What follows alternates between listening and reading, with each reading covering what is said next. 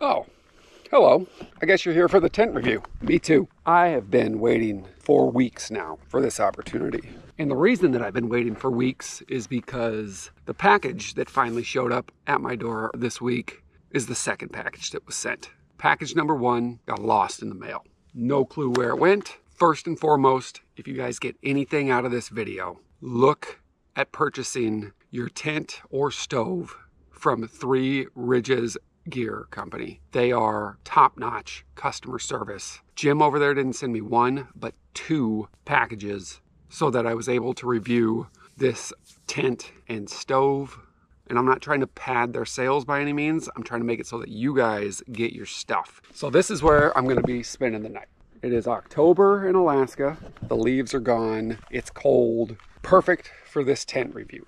Yesterday, I went and tried to set this thing up because I literally yanked it out of the box and had no idea what I was doing. Turns out, between filming like this, setting something up that's absolutely brand new, and having a time restraint of a couple hours, things didn't turn out as well as I wished they would have. What I got in the box was the Octopeak Winter Shelter. I also got the 3RG titanium stove. So the stove itself is pretty light. I think it weighs in at 4 pounds and 9 ounces. The tent is 4 pounds, 4 ounces. A tent that can warm you up, dry you out, and get you out of the elements for under 9 pounds is fantastic. Enough talking, tent time. Had to throw a coat on. You can see it says it's 41 and still going down. It was at 68 degrees in the truck. I brought that thing so that we can see how cold it gets tonight and then how quickly the little fireplace is able to warm up the tent. Yesterday, when I opened up this box, I started out with setting up the fireplace, which, how cool is it that they have the fireplace in such a small, compact little package. It even has its own carrying case. This thing will fit in a backpack perfect. Also came with these sweet gloves. They really try to ram it home that you need gloves when setting up that stovepipe, and they're not kidding. That thing is like a razor blade. It's packed up nice in its own little carrying case. Comes with the spark arrestor and the Flue. Those also go in here. The reason I set that fireplace up first was because they want you to do an initial burn in that stove to kind of cure it, essentially. Burn off all the oils. 3Ridge Gear Company distributes the Luxe tents. They manufacture their stoves. Let's get to setting up the Octopeak 8 Winter Series tent. This is the first time opening this. Nicely packed up. Let's see here. Comes with, I believe, 8 stakes to stake this thing down.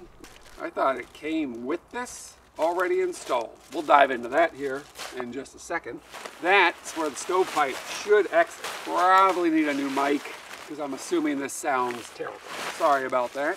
Now the fabric of this tent is 40D nylon ripstop, which is said to be extremely light.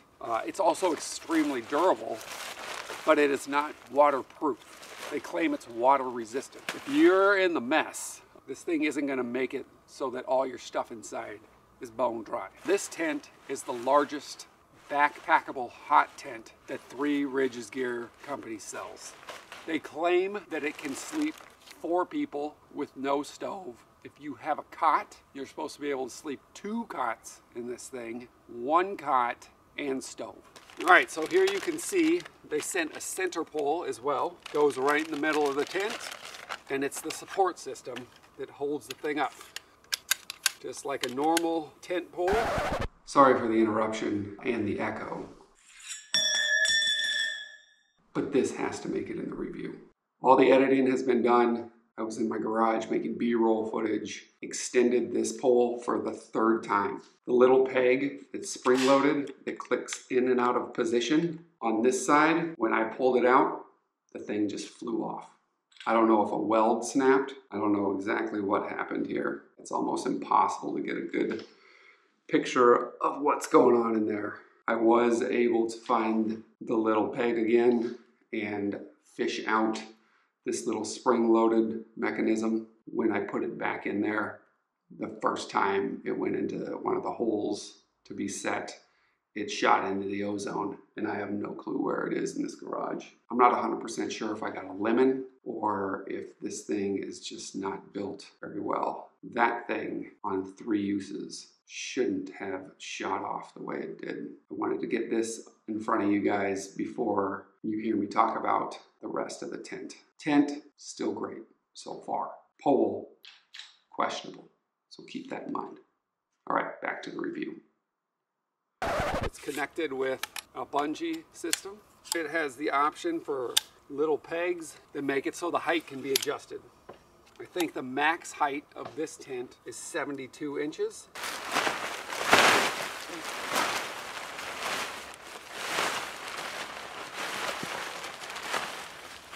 They have attached bungees here, and this is what's going to connect your tent to the stakes.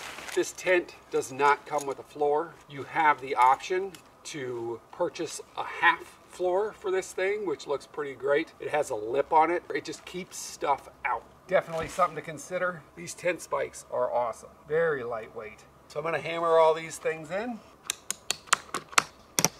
Now the stakes themselves have a little green piece of nylon rope attached to them so that you can hook on the bungee cord, which is very nice.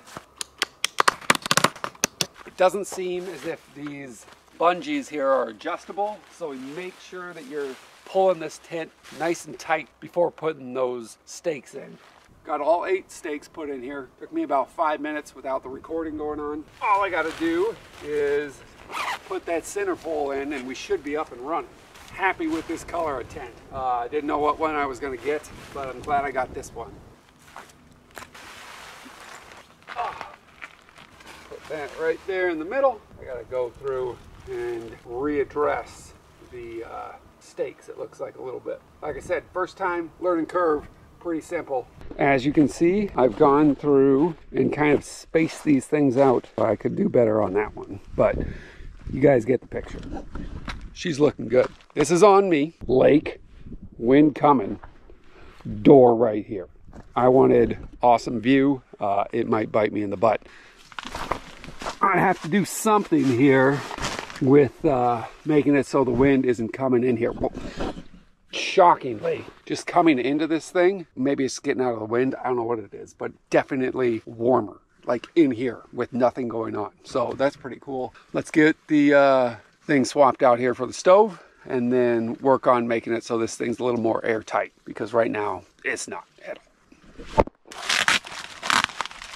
So this is what you swap out so that you are able to have a stove in here. Looks like it's Velcro. Oh, right. I think we're gonna have to take and cut out our own hole here.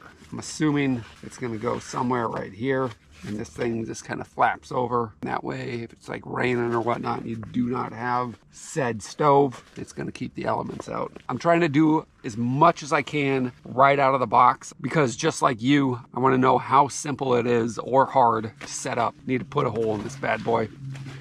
My assumption is that you put your own hole in here in case you have a stove with a different chimney size. So you have the option to put whatever size fits. So this is made out of silicone and fiberglass. It says excellent heat resistance, which is what you want for a stovepipe. This here is the spark arrestor for the chimney of this stove. It is around 2.5 inches in diameter. I'm actually gonna put it where the flap is. So in case for whatever reason, we don't want to have the stove, we can cover this bad boy up. And then I'm just gonna cut out a little bit wider of a hole here. We got a hole. I'm gonna take that out, plop this in, and then we'll get the stove up and running.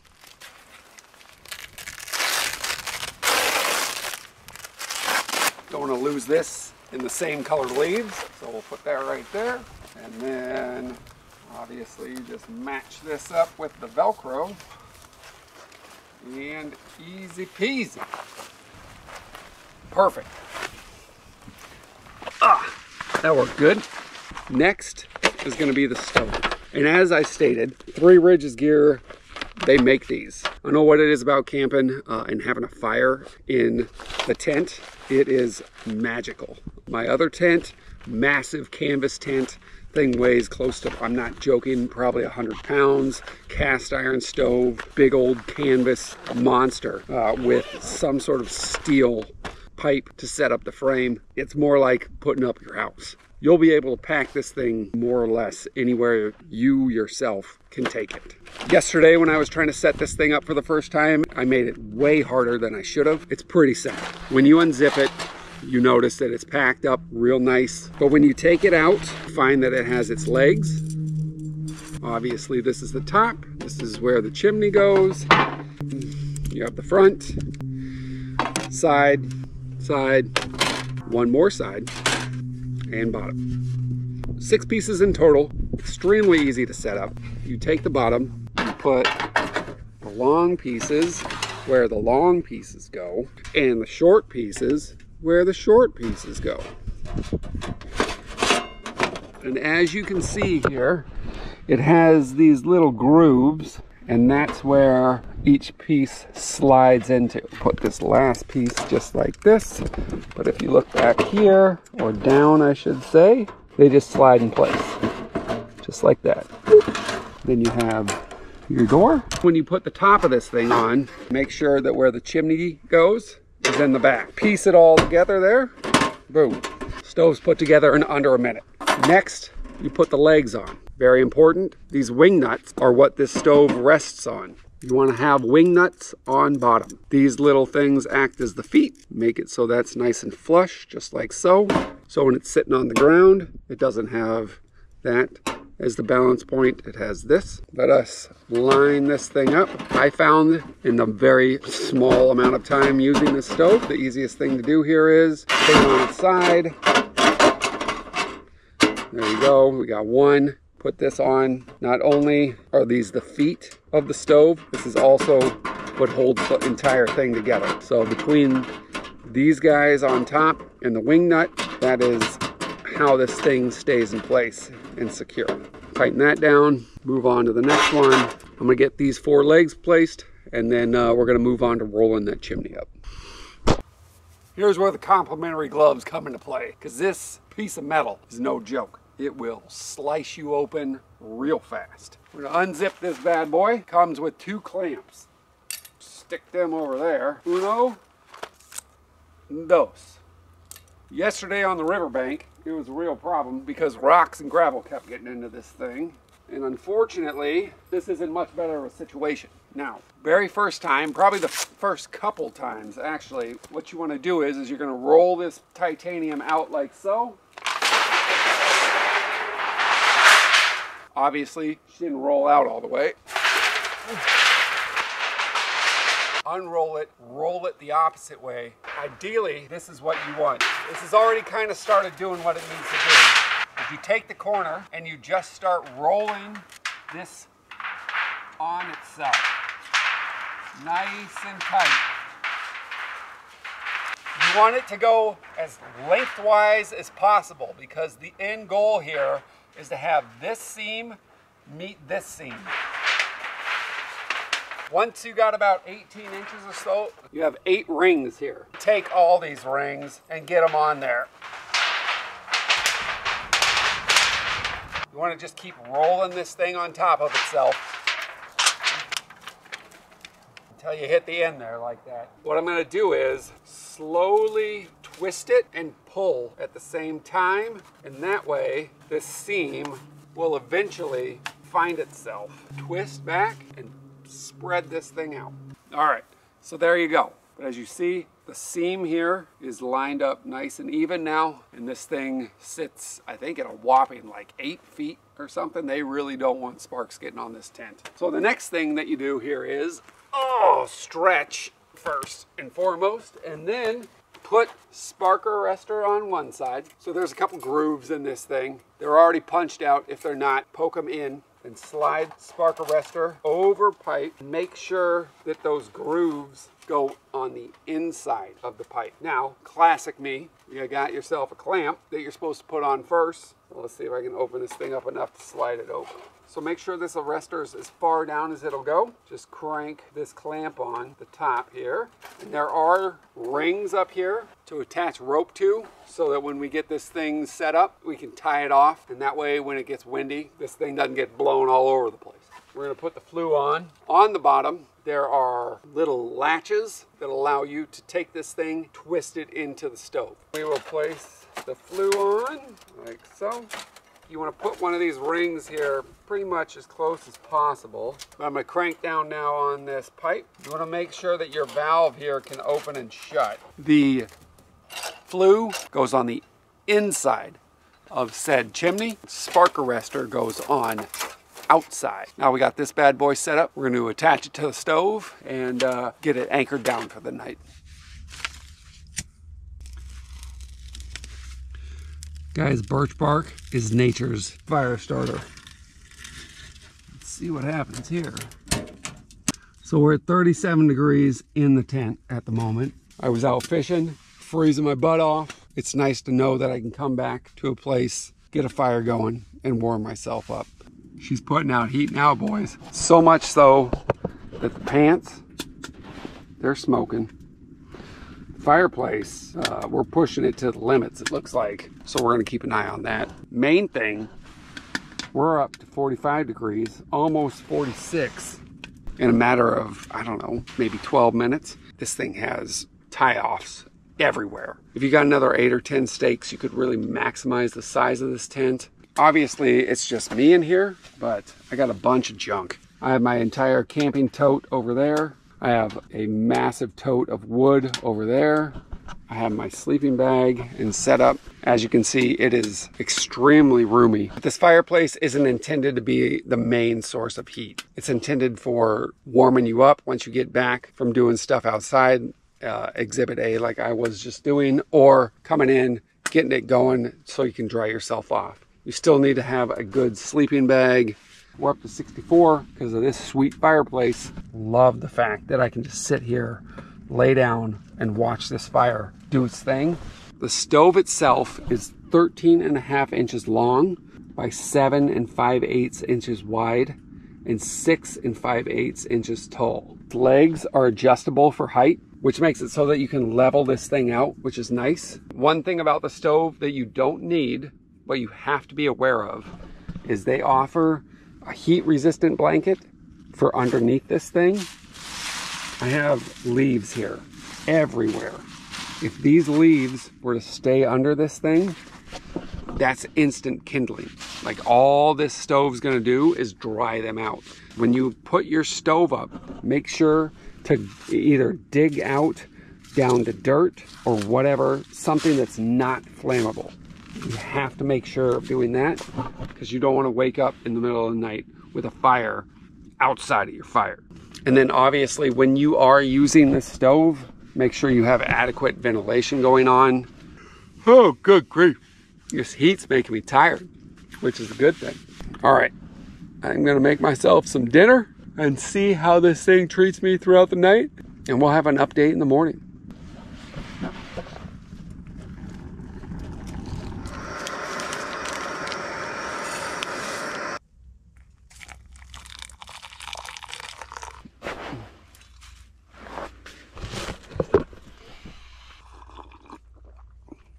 Morning coffee with a super sweet lake view. And for a quote-unquote October night, I don't think it got any colder than about 37. The coldest I saw it get in this tent was, I think, 42, because this fireplace is spot on. 3Ridges Gear Company has it dialed in. The ventilation system on this thing is unreal. When that thing is wide open, it's like pouring gas on this thing. It is extremely efficient with how it burns.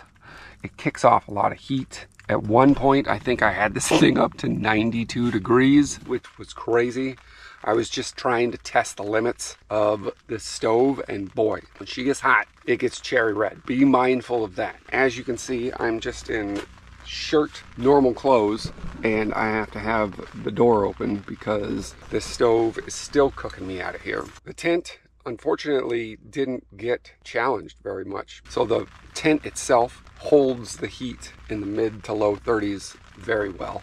The one thing that I need to, and it's probably on me, figure out better is securing the snow skirts and floor or perimeter of this thing. I could see wind being an issue. From what I experienced last night, this is a perfect tent for 2 people or somebody like myself that has way too much crap going on.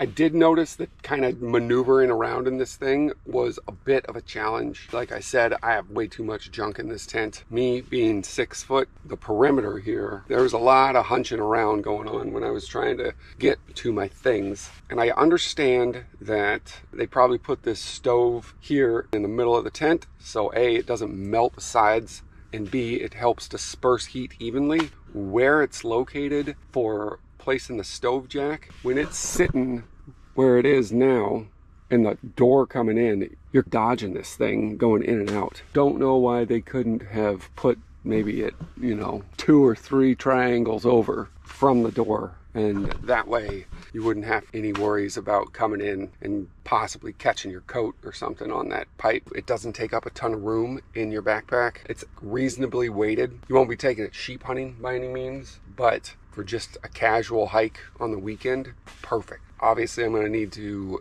deal with this thing in some actual weather to get a feel for the tent. As for the stove, sold. You are getting every penny's worth for what you pay for this thing. Other than that, we just got to figure out how taking this thing down goes. I can't imagine it being very hard. All it is a parachute, pretty much, with the pole in the middle. Boop.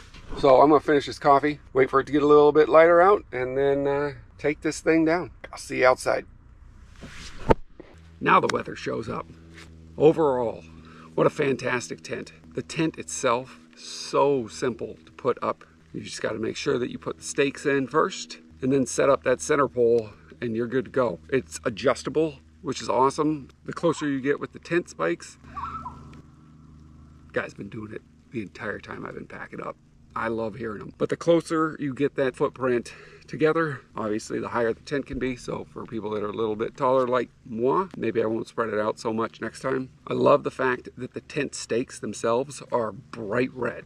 This, with the color of the tent, the little bags, especially the tent stake bag, almost got lost because it's dang near the same color as the foliage. Those red spikes stick out like a sore thumb. One other thing that I noticed, which whatever, I'm sure they're saving on weight, but that tent does not have a screen on the door. For now, it was good. There were no bugs. They're all dead. Keeping bugs out of that thing in the middle of summer could very well be a problem. The ventilation hole had a screen, which was nice.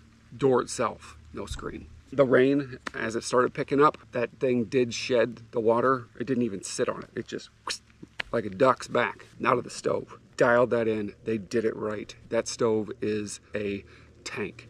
I put so much wood through that thing last night. It's like an incinerator. I don't know where the ash went. I really thought that the fire would be going out due to the amount of ash piling up in that thing. Every single time I woke up, still had embers, and they were still hot enough to get another fire burning again. Please, when you're setting up that stove pipe, wear the gloves. Wear some gloves. The last thing you need out in the middle of nowhere is to cut yourself real deep on that metal. The thing held up fantastic. I was trying to cook myself out of there, which I almost did.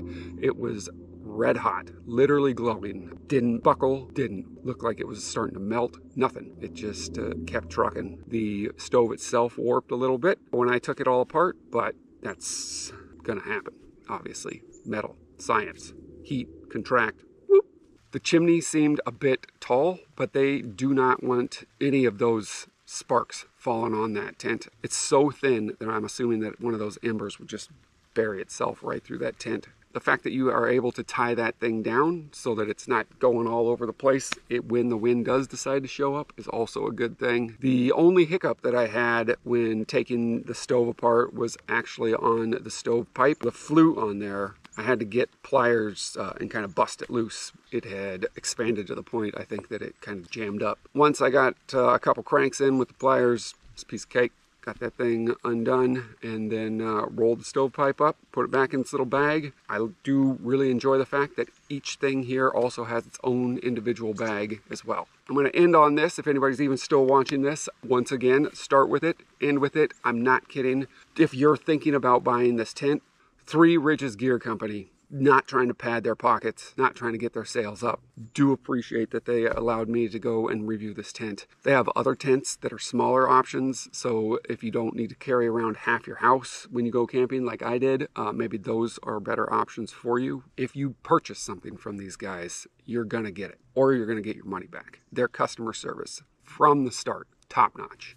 I'm gonna need to purchase some more rope, and I'm gonna need to get myself more lightweight tent stakes. I think that would really help with the whole wind cutting underneath the tent and under the floor. All right, that's it, man. Very, very, very happy with the tent. Very, very happy with the stove. Can't wait to see what kind of things I can get into with it, but I gotta get out of here. I am getting drenched.